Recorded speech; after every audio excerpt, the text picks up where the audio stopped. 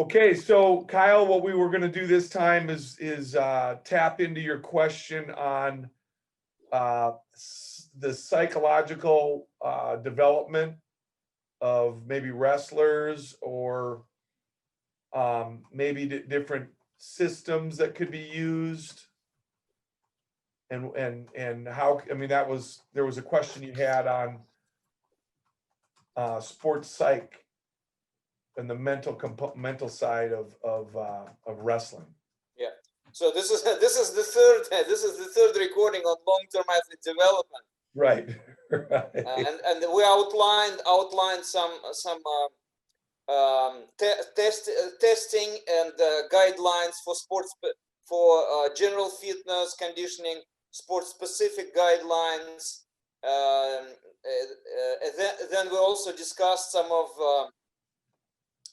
the long-term planning and mostly physiological training.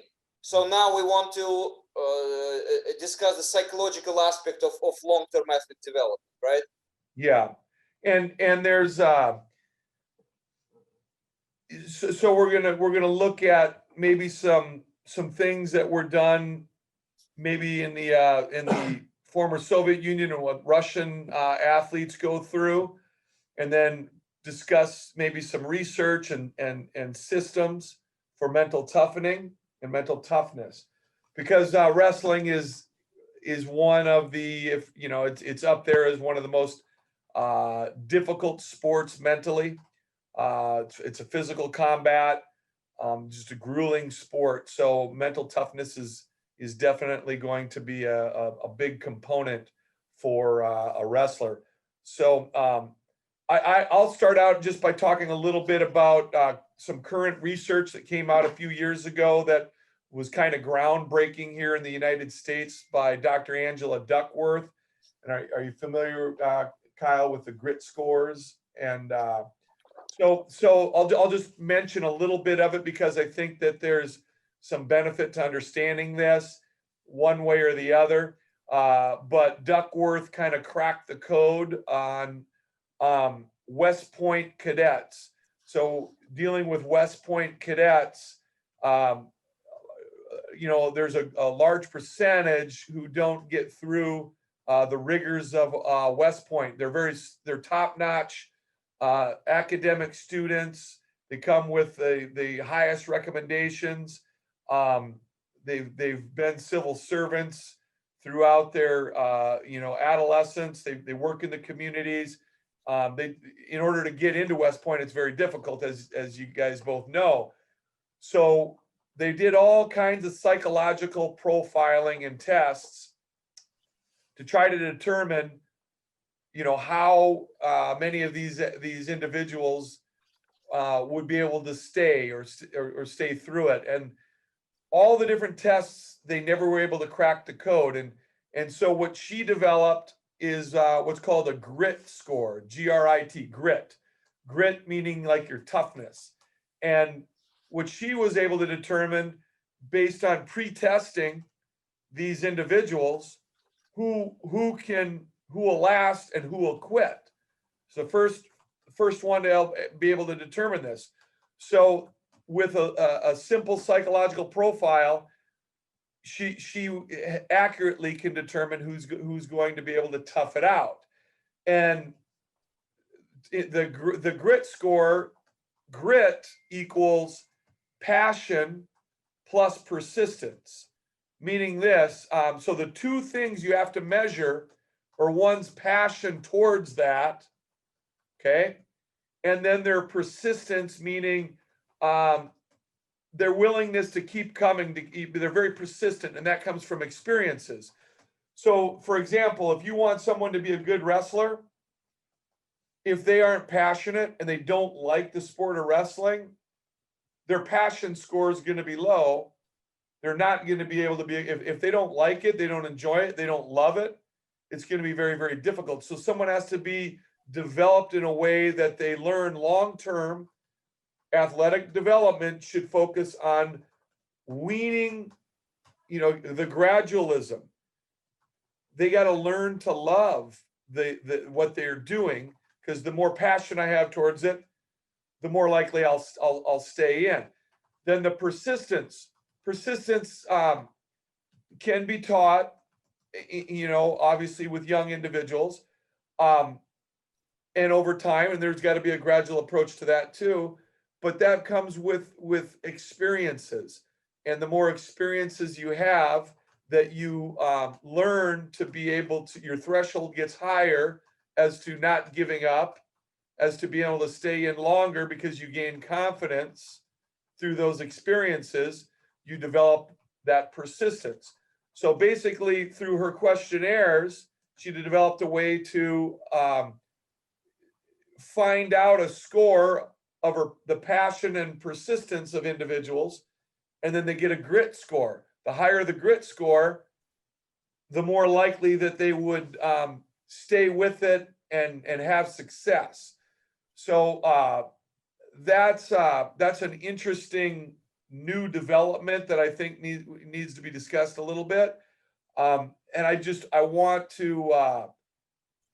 to get your take on that, Peter, as far as, and I think it all makes sense to you as the athletes that are being developed in the Russian systems in the sports schools. Was that already something that was known and that was being worked on in the long-term athletic development programs, that you're going like, yeah, this is common sense, we knew this? Well, it has been integrated more than anywhere else probably, and this again is coming from the East. It's integrated into the pedagogical process of coaching,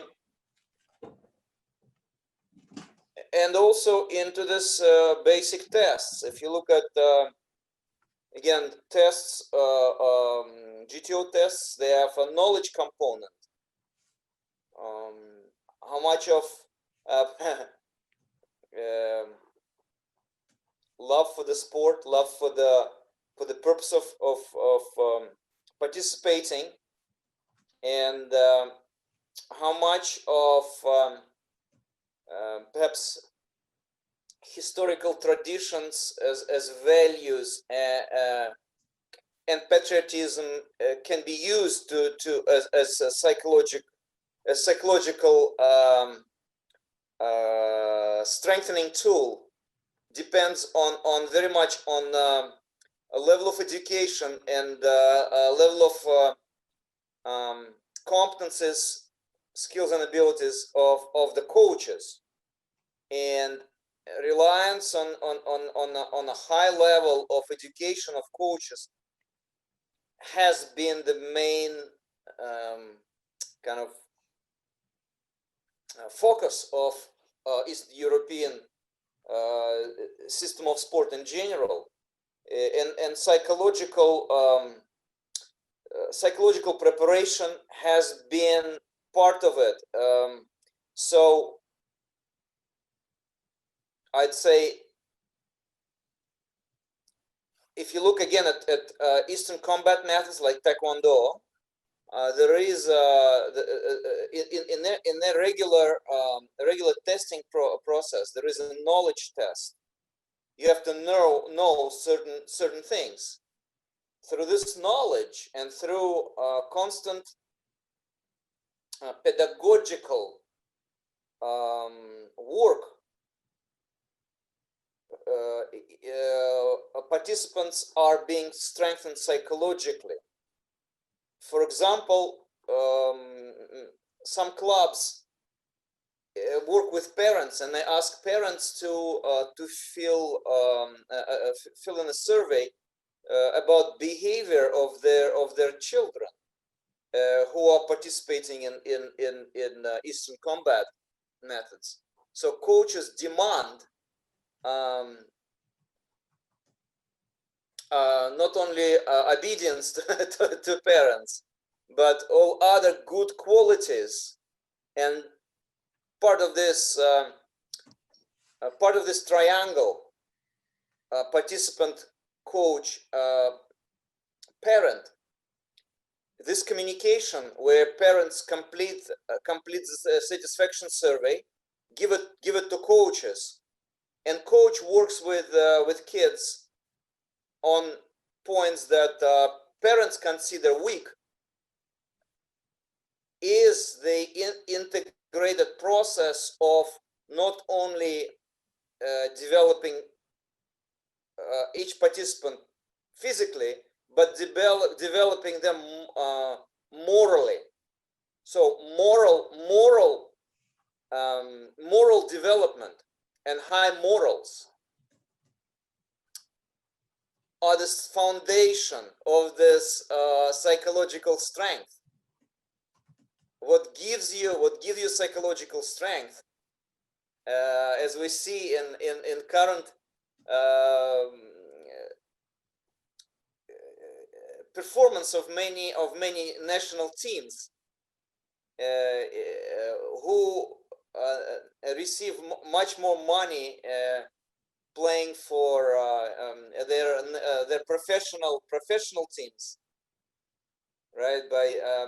But ironically, they cannot perform as well for money as they could when moral obligations, if you wish, and Kantian kind of motives,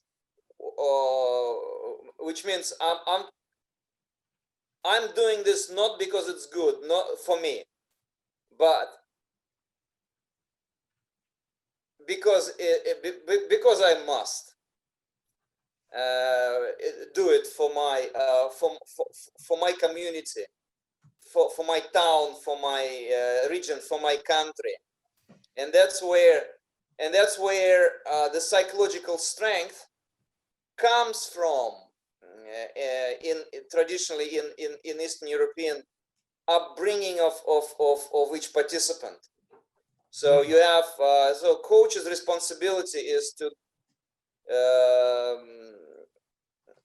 work with you, to talk to you all the time, not only about your physical preparation, but your obligations to the parents, obligations to the community, obligations to your country when you are at the high level of performance, and relate all this to your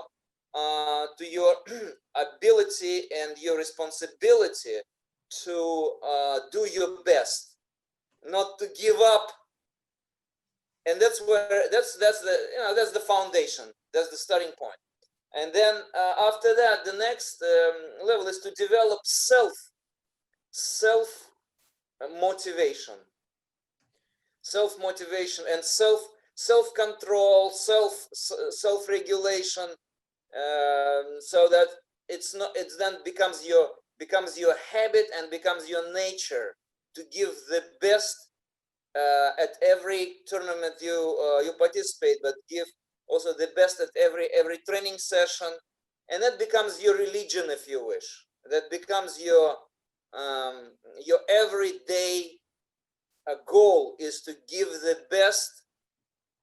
And that's where traditionally in the East, probably more than in the West, athletes would find that psychological strength. Yeah, but then what you do technically is your visualization, autogenic training, we call it. Well, when you simulate your competitive activities in your mind with closed eyes, with half dreaming, then going to lucid dreaming, programming yourself for training in your mind while you're sleeping, which is probably the fringe that is going to be next. And hypnosis, self-hypnosis is this. So what I want to get into, Peter, I think we need a fourth session, because the fourth session of this topic would be the visualization, autogenic training, hypnosis, self-hypnosis, some of these tactics, and then we could maybe talk more about and give some examples. But I think if we go back a little bit here, and I want to comment on a couple points that you made. Okay. One, two main points. Okay, the political component. So when you threw that word out, because you were talking about, so I want to tie that in with the passion. Okay, and I think that maybe deserves a little bit more discussion, but if it's integrated in, it's something bigger than just you or money or anything like this. And this is being taught in with these kids, is you're doing something great for your country. And I want to give an example of that because I have a good friend that I used to coach who was with the Minnesota Wild, Philippe Kuba from, he was born in Ostrava, Czech Republic, and he was in a sports school for hockey. Mhm. And he played 18 years professional hockey in the United States. Mhm. Great player. And I was always fascinated with Kuba, and I'd always ask questions about his sports school development because it was top notch. He was a beautiful athlete. Everything he could do so well, like he'd run so smooth versus other athletes that didn't come out of that system, the sports school systems. The Canadians, and I don't want to get into the Canadians versus the Eastern Europeans, but he could run better. His jumping mechanics, beautiful. His mobility, his flexibility, better. Like the things that he could do with his body were just so much more graceful. Okay, but then he explained to me the two greatest times of his entire life. So I'm going to jump to another part of what you were talking about: moral versus monetary. Just crazy. Because so when you're telling me these stories, Cuba used to tell me the highlights of his career that meant more to him than anything. He won a gold medal in 2001 for the Czech Republic in the Olympics. Best feeling he's ever had. It was the greatest celebrations, the most fun. It meant more to him. 18 years in the NHL, 18 years. Unbelievable career, made a lot of money. Okay, a lot of money. But the gold medal that he won, and then the bronze medal in 2006, those were highlights. So you talk about the patriotism, which builds the passion, okay, which is really coinciding with the grit score that we're talking about, which I think is very interesting to me. But that's being integrated. He came out of a similar system that you would have been being developed in, and so I think that I just think that's amazing because when we look at this grit score concept and what you were saying, it makes sense to me. Yeah, and for wrestlers, I think for wrestlers, it's a very important, critically important tool. The camaraderie that they have, and that is created by coaches, and team spirit. Americans are very good at it. Subliminally, they are doing it for their athletes. They athletes have very strong subconscious pride. Well, explicit also, but they have no doubt that they are the best. You see, that is built by partly by political and patriotic strength of the country in general, and many communities in particular.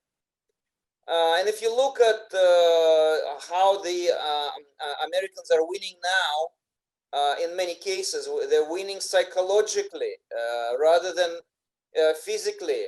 When they beat Russians, Russians are so weak now because they lost the Soviet Union Yeah. pride and the Soviet Union confidence. Okay, Wow. there is no doubt among American team, and there was no doubt among members of the Soviet Union team that they're the best and they're gonna win. That's So, interesting. okay, I love this. there is absence of doubt is probably the most critical psychological condition that brings you into the zone without any disruptions, without any yeah, any negativity. You're enjoying it, and you are fully embracing any problems, any pain, anything, any negative influences, because you have no doubt that you're the best and you deserve to be number one at any competition, whatever. So what happens if you look at Russian team now? It is becoming a little bit better because in past 10 years or after year 2000, somehow slowly, periodically, this confidence comes in. There are some points of pride and success at political level, geopolitical dimension, if you wish, and that has great influence. But athletes, let's say Russian athletes, who are making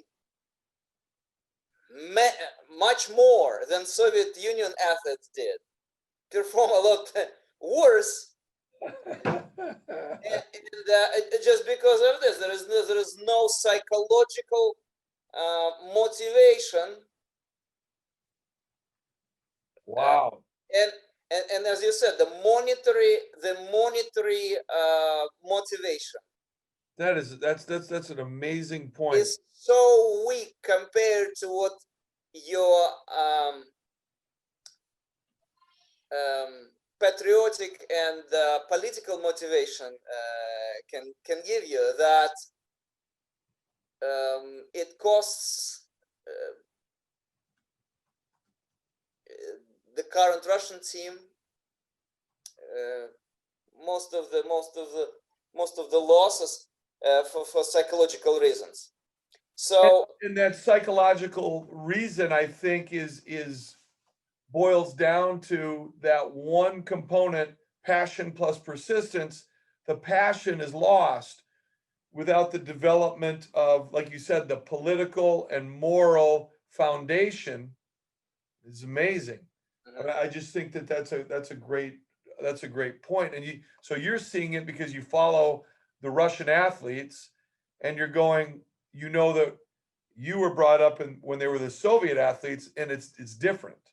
yeah, and the coaches are, and it's now just bickering about money rather than not worrying at all about money, not worrying about anything, and just having it was so easy for coaches because they are given this subliminal motivation to their athletes by default, that they are competing for their team of the USSR team.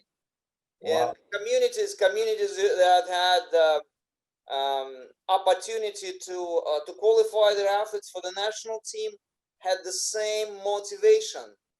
The level of pride that you're going to have when you compete for the national team cannot be compared with any kind of money. And yeah, there are a lot of examples when Gosh, how some of the best performances. Look at the recent what Maradona did when he you know um, when he performed, and he was politically a very outspoken person. So political reasons for his motivation were very, very visible. Explicitly, he stated why he wins. He wins for his country to demonstrate, say, political dominance against another country that he thought treated his country unfairly. So he performed at his peak, or beyond any imaginable peaks. Some of the best performances in soccer history, when he indicated he did it for political reasons. so this when we talk about wrestling, it's critical for coaches to be for wrestling coaches to be able to integrate moral high morals, community belonging, values of community, and patriotism into the upbringing and development of athletes throughout many years of their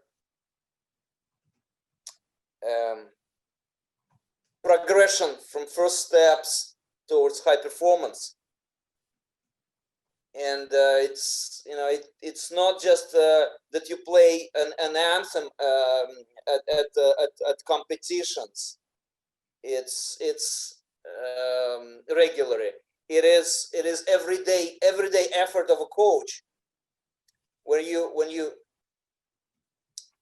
integrate into your talks, when you speak to your athletes, what's right, what's wrong, not what's good and what's bad, but what's right and what's wrong.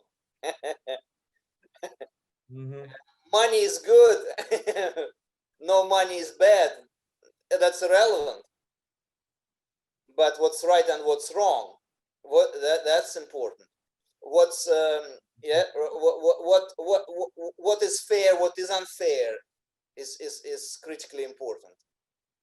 So when you talk about anti-doping measures, that's where the measures start. Without this coaches talking about right and wrong, and doping being part of this, fair, unfair, and teaching every wrestler not to use their skills on the streets for any purposes that might not be right.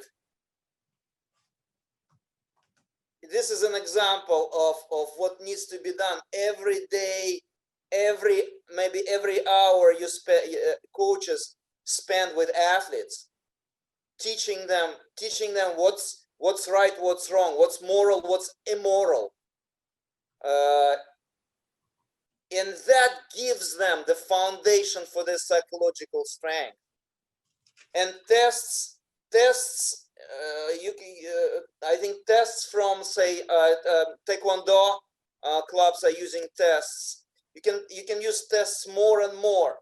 And I think our dilemma is how we add some knowledge and some psychological kind of criteria and measurements to the tests. We discussed how now we have conditioning tests for every age, from kids to 70 plus, from younger than 6 to 70 plus. So so how you organically integrate moral issues into these tests, and these moral issues, how we make them more useful for psychological stability of participants. And Peter, That's so what I got, because I know Kyle had limited time here today, but that's what's nice about it. I didn't see it until right now or towards the beginning of this. What we're doing is going over a macro level, and then maybe the next time at the micro level, individual things that can be done, but you're painting a great picture at the macro level of how this should be thought of and integrated for the development of these athletes. And I just think it's awesome. I hope Kyle, I want to go back and I wrote a quote down. This might singly be the best sports psychology quote I've ever heard in my life for an athlete. The absence of doubt is the most critical psychological condition. And I don't know if you wrote that down, but I love it. I love it. The absence of doubt is the most critical psychological condition. I've never heard anyone put it that. I mean, that's just concise.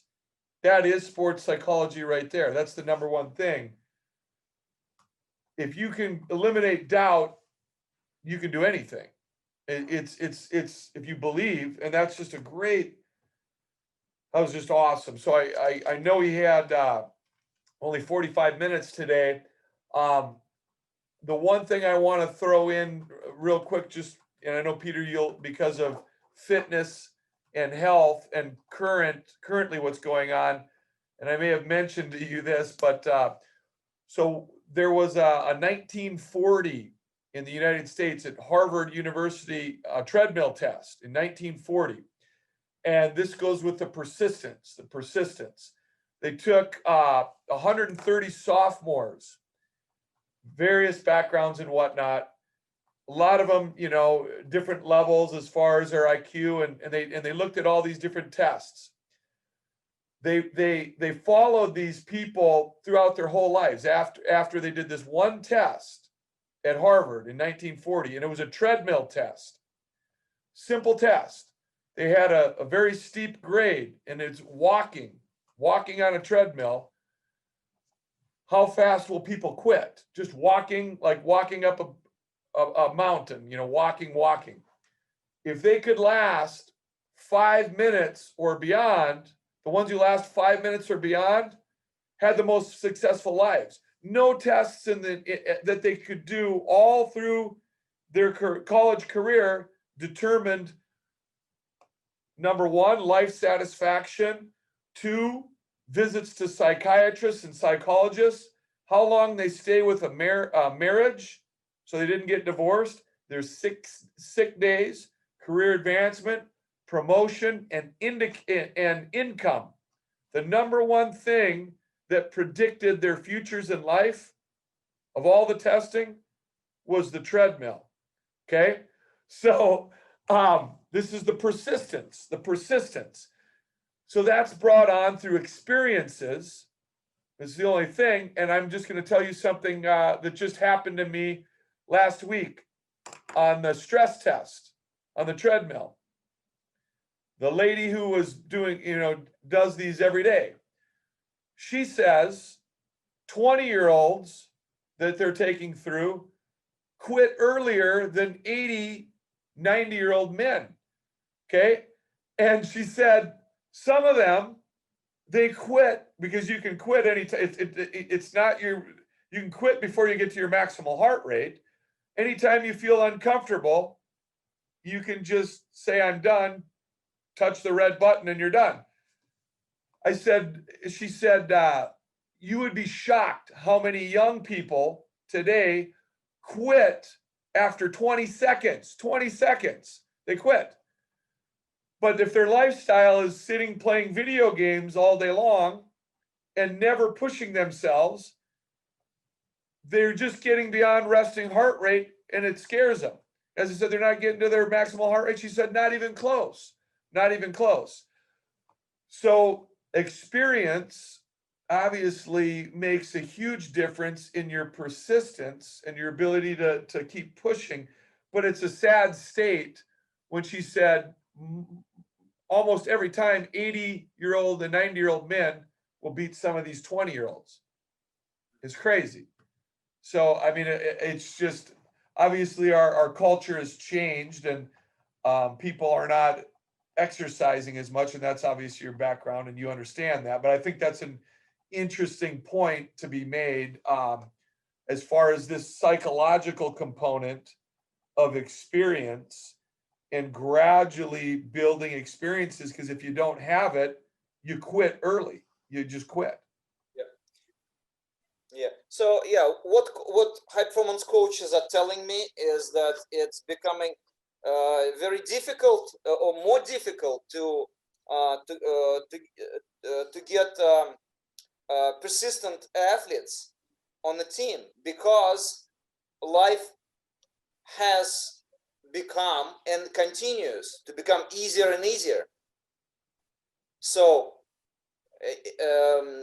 you're right that the physical difficulties are probably the most important starting point in the development of psychological strength. Without it, automatically, if you cannot grab Uber and you have to walk,